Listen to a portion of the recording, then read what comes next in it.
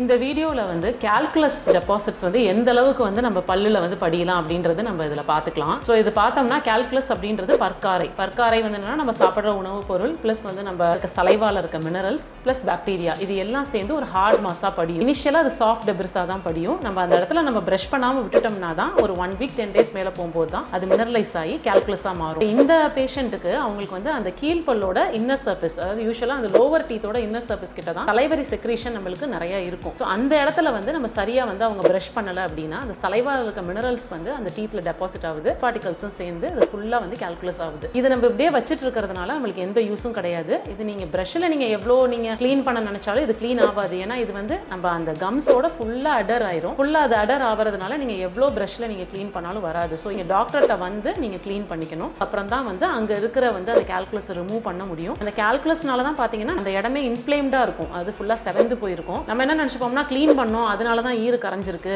பல்லுல கேப் வந்துருச்சுன்னு. But already அந்த கால்குலஸ் உறுத்தி அதனால ஈறு கரைஞ்சிருச்சு, அது மூடி இருக்கிறதுனால உங்களுக்கு தெரியல. பட் நம்ம அதை கிளீன் பண்ணாம விட்டோம்னா இருக்க அந்த சிச்சுவேஷன் இன்னும் வர்சன் தான் ஆகுமே தவிர இது தானா சரியாகாது. ஸோ கண்டிப்பா இந்த மாதிரி சிச்சுவேஷன் வர அளவுக்கு நீங்க விடாம ஆரம்ப நிலையிலேயே ஜஸ்ட் ஒரு 6 months ஒன்ஸ் ஒரு கிளீனிங் வந்து பண்ணிக்கோங்க. ஏன்னா இந்த டென்டல் கிளீனிங் ஸ்கேலிங் அப்படின்றதுனால எந்த சைடு எஃபெக்ட்ஸ் எதுவுமே கிடையாது. அது வந்து உங்களுக்கு அல்ட்ராசானிக் வைப்ரேஷன்ஸ் தான். இந்த வைப்ரேஷன்ஸ்ல வந்து வாட்டர் ஃபாஸ்டா வரும். அது வந்து உங்களுக்கு அந்த வைப்ரேஷன்ஸோட வாட்டர் வரும்போது கிளீன் பண்ணும். ஸோ இதனால டீத்துக்கோ கம்ஸ்க்கோ எந்த டேமேஜும் கிடையாது. ஸோ கண்டிப்பாக 6 months ஒன்ஸ் நீங்கள் ப்ரொஃபஷனல் டீத் கிளீனிங் வந்து பண்ணிக்கோங்க.